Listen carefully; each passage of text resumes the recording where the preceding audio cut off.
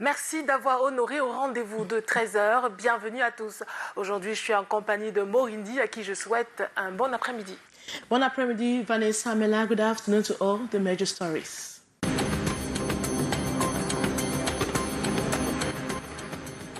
The southwest region is low-key with virtually nothing happening in the suburbs, especially as the CPDM is the only political party vying for seats as far as regional elections are concerned in the southwest region. In this edition of the news, we paint you on the ambience in urban areas and in the suburbs.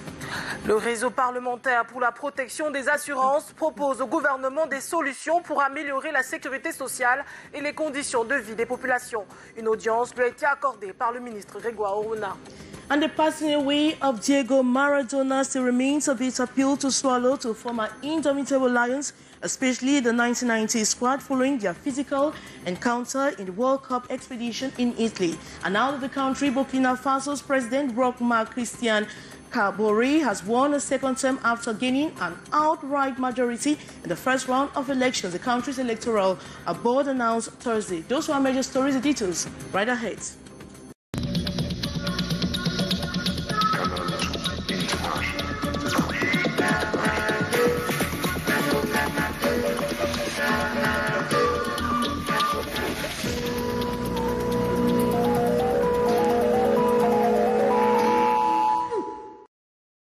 Good afternoon once more. As the goal of the 2021 finance law is under scrutiny by legislators, experts are already x-raying government's economic, financial, social and cultural programs presented last week Wednesday by the head of government, Prime Minister Joseph Diongo. The details with Kejan Henry Atembe.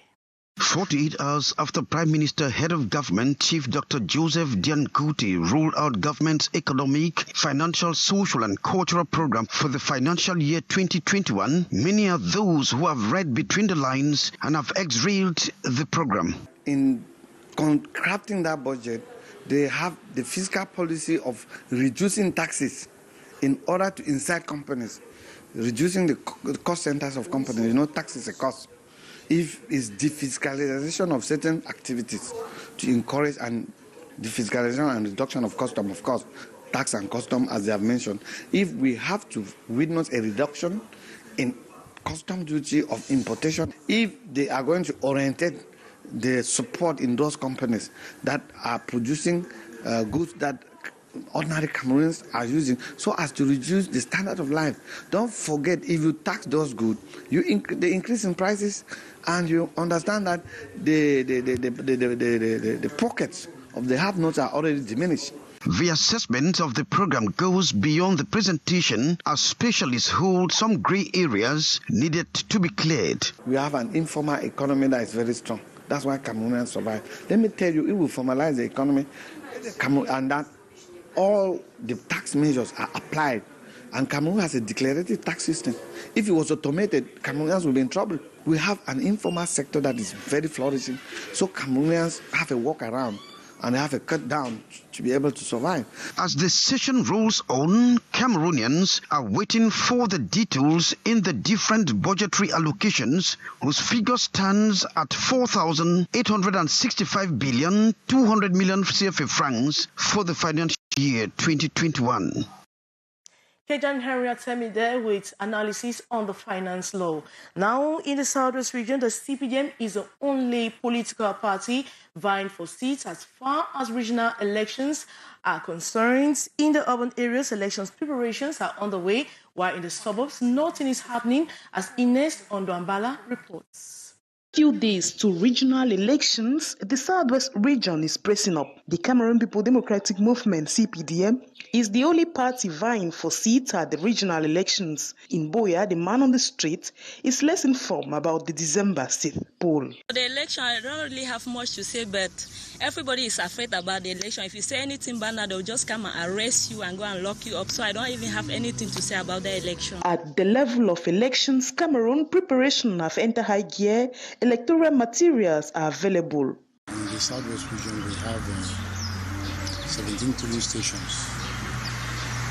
8 polling stations for the traditional rulers and 9 for the municipal councillors. We have a total number of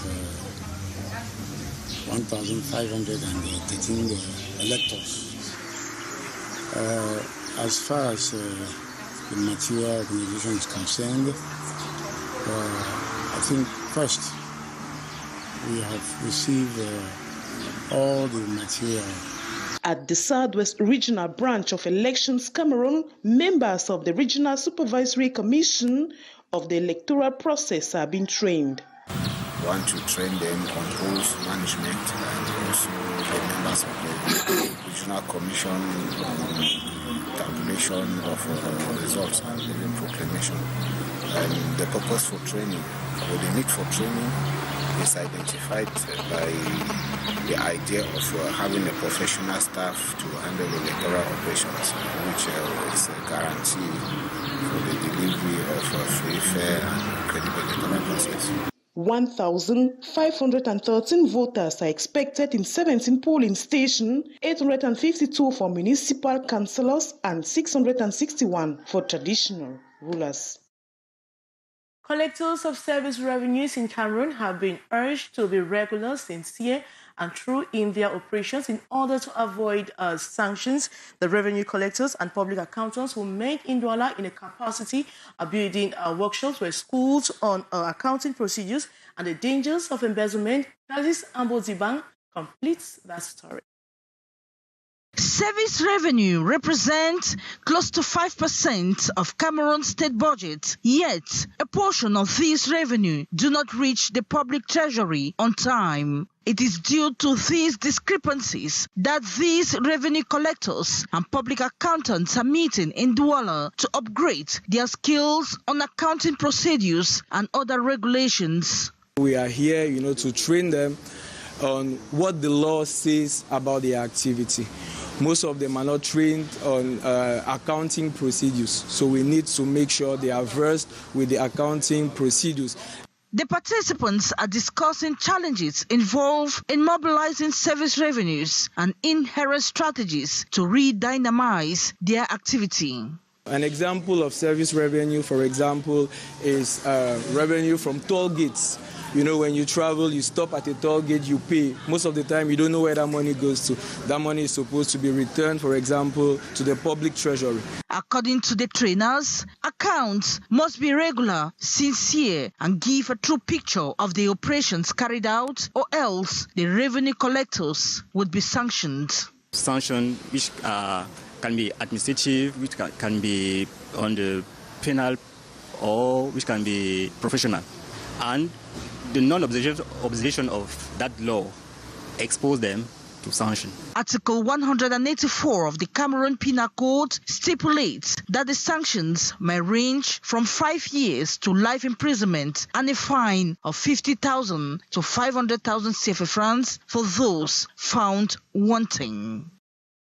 And the government of Cameroon has expressed worries over the growing rate of food insecurity in the country. Some foodstuff produced nowadays through mechanized methods seem to pose a problem to the health of consumers. Government, through the National Phytosanitary Council, wants to address the problem, as Hyacinth Cha reports. The rampant use of chemical fertilizers and insecticides by farmers is a big threat to the health of the consumers. Food security becoming a major concern today. The third session of the National Phytosanitary Council in Yaoundé, presided at by the Minister of Agriculture and Rural Development, Gabriel Bayrobi, is aimed at finding solutions to the growing challenges. The National Phytosanitary Council is a government body placed under the Ministry of Agriculture and Rural development to help the government to master the problem of phytosanitary protection in the country. Experts, through the initiative, will seek to edify the government and the entire public on the appropriate ways of using fertilizers. To advise the government about the use of pesticide and other instruments for phytosanitary protection, and to give their opinion on the regulatory and the law about phytosanitary. Measures that are friendly to both the human health, plants, and the entire environment. Innovation, entrepreneurship, and quality is a theme of a capacity building workshop that is ongoing at the University of Gandare in the Adamawa region. The aim is to create an enabling environment needed to nurture the culture of innovation, as Beatrice Ngamo tells us more. In page 85 of this National Development Strategy 2020-2030 document, it is said that Cameroon is going backwards as far as innovation is concerned. It is available, but not enough for a country like ours, weakened now by the COVID-19 pandemic. There is need, therefore, to boost our innovation skills, especially as innovation is about people for people. And you innovate really to create a better community for everyone. And it's something that we all can do. Acquiring new innovation and entrepreneurship techniques can do the magic. Here with me you have the director of the School of Technology, you have the director of the veterinary school, you have the director of the agro industry, you have the director of the School of Management, you have the one of Education, you have the one of Faculty of Science. So we're all together to find out how do we embrace this knowledge, which is very important, to take to our students. We're even here with some of the students from the University of Ngaoundéré to be able to inculcate this new way of doing things. An enabling environment, all that is needed to nurture this culture of innovation. And once you create a culture of innovation, each one of us can be innovators. And what we need to do is to create that environment where everyone can participate. And if everyone participates and we can create that environment for everyone, then innovation would take up. It would move. Every Cameroonian has the capability to innovate. 2 days for the University of Ngaoundéré and some 6 professional schools to help boost the country's innovation sector as inscribed in the National Development Strategy for the next 10 years.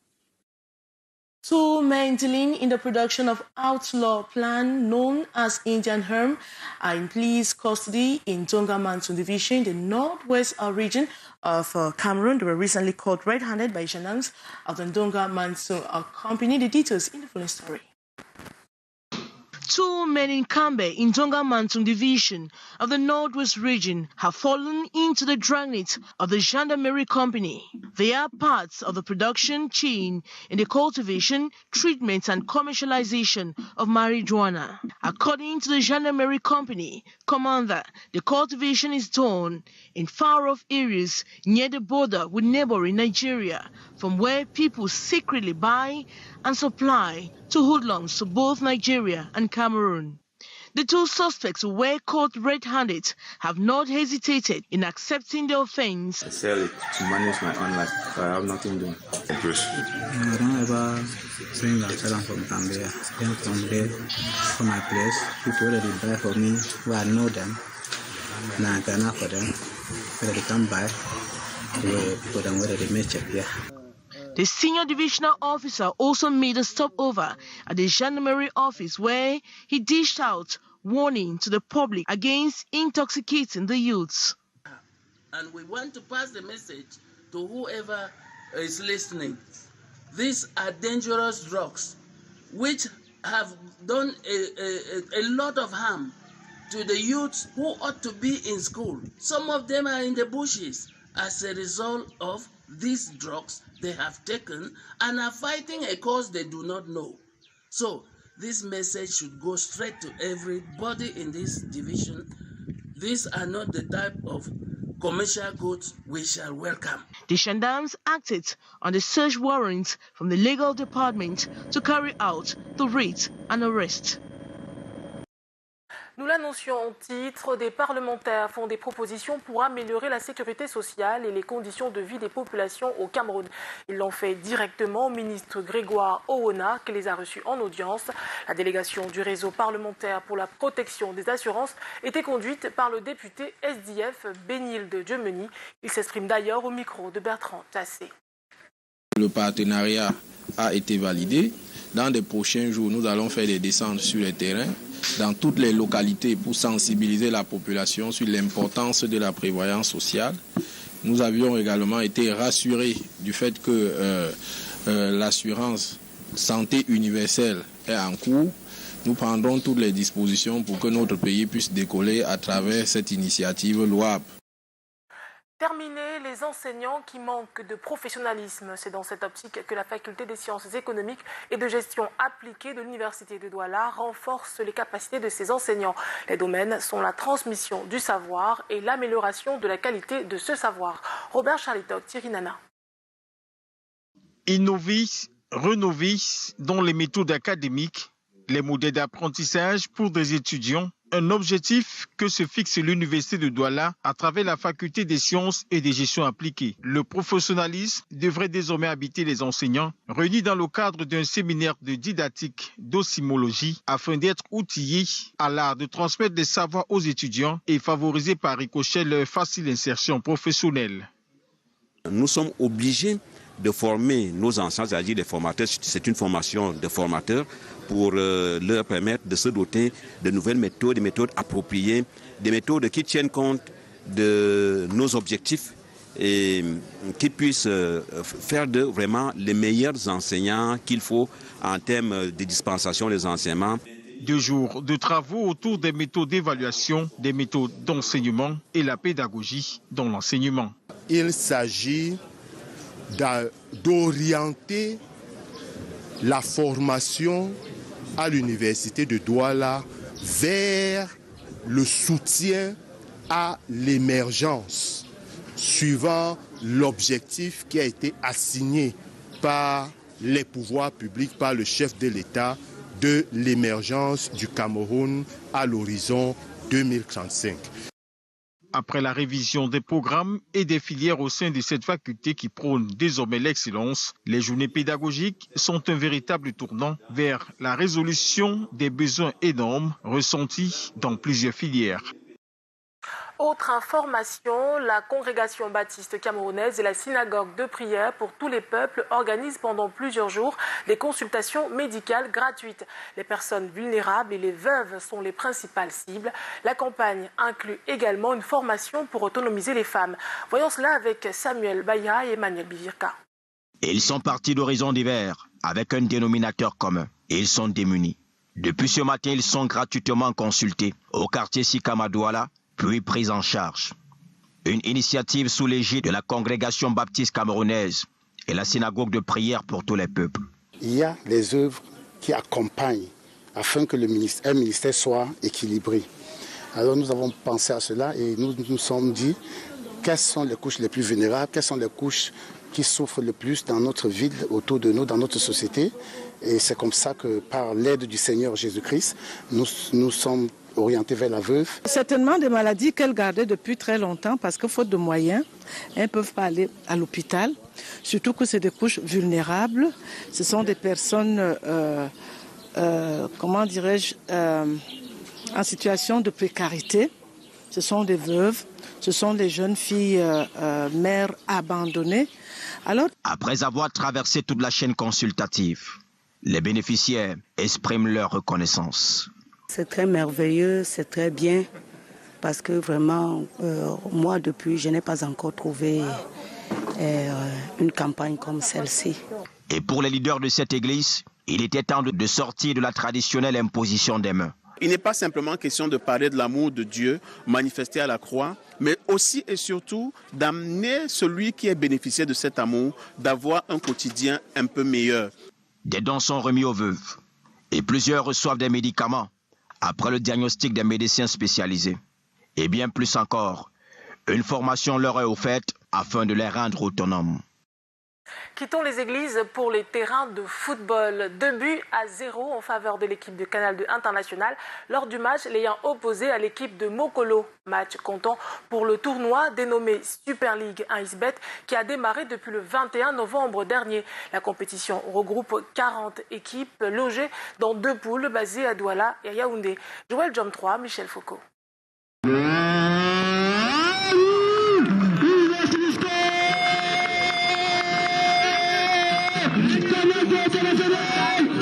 Début de compétition tonitruant pour la team Canal international, ici en maillot rose, face à l'équipe de Mokolo en jaune, à l'occasion de leur premier match de la Super League 1xBet, encore appelé le tournoi des parieurs. Après 4 minutes de jeu seulement, Canal international obtient un penalty transformé avec beaucoup de sang-froid par Ngono. Les 2 équipes se neutralisent. À la mi-temps, le score est de 1-0 en faveur de Canal international.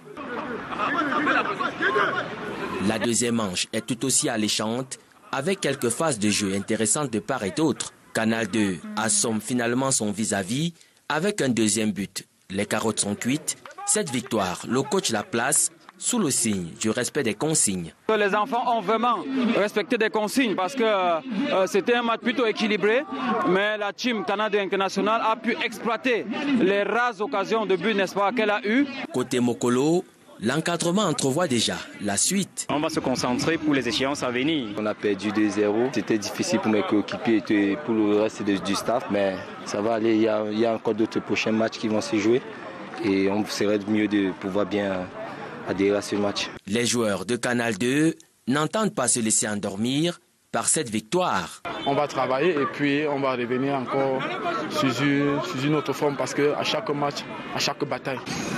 Ce tournoi qui réunit 40 équipes logées dans une poule à Yaoundé et Douala a démarré le 21 novembre dernier et s'achève le 19 décembre prochain à Kribi.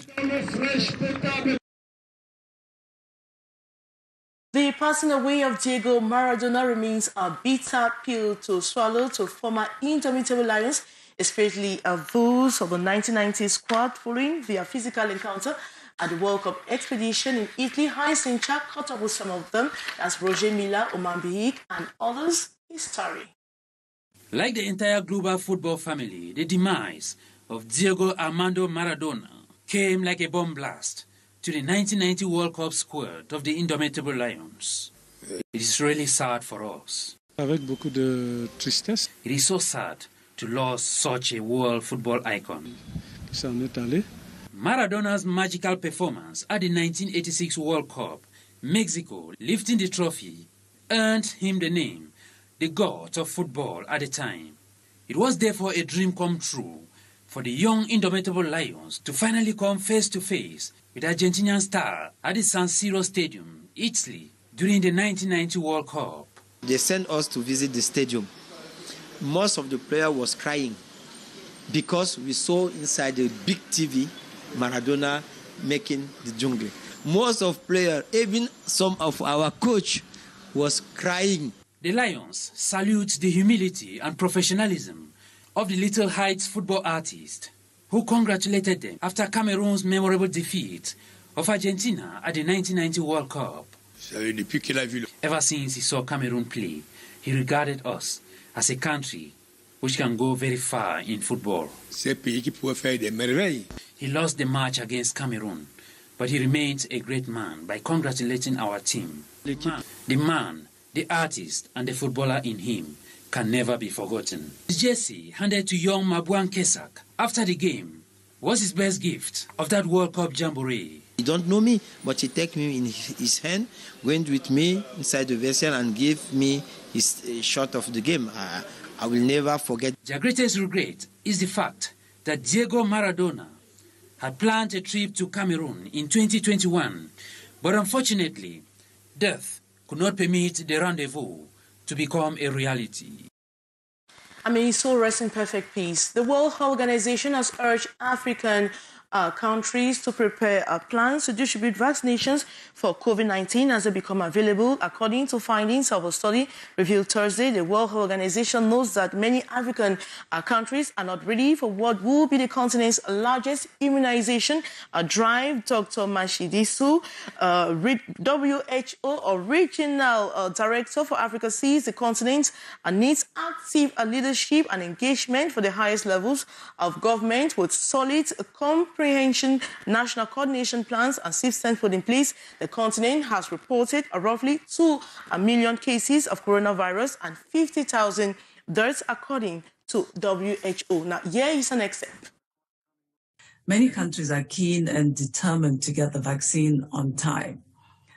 We do know that African countries are concerned and hoping that pre-ordering of millions of doses of vaccine by wealthy countries will not disadvantage their accessing supplies. I think this is very much the issue of today that's being discussed all over, especially in the region. My feeling is that although we have these vaccines that are effective, appear to be effective, and as Dr. Mweta has mentioned, the plans to roll them out, this should not stop the research and development of newer vaccines. We don't know yet how long the immunity will last for these vaccines that are coming on. Burkina Faso's President Roch-Marc Christian Kabore has won a second term after gaining an outright majority in the first round of elections. The country's electoral board announced on Thursday, more courtesy Reuters. President Roch-Kabore has won re-election in Burkina Faso. Preliminary results said on Thursday. And by a comfortable margin too. Some analysts had expected a closer contest from Sunday's vote, with Kabore's main rivals arguing he had failed to contain Islamists and ethnic violence that's forced 1 million people to flee their homes during his first term. But according to results read out by Burkina Faso's Electoral Commission, Kabore has secured nearly 58% of the vote. He needed more than 50% to avoid a second round. Kabore's two closest rivals got around 12.5% and 15.5%. The opposition has raised concerns about the validity of the vote count. That's been dismissed by the Electoral Commission, and an international observer mission has given the election a mostly clean bill of health. And that is it for this edition of the news on Canal de International. It's Friday already. I wish you, Vanessa, a wonderful weekend. Merci, Morindi. C'est effectivement la fin du journal. Merci à tous de rester fidèles au programme de Canal de International. Bon week-end.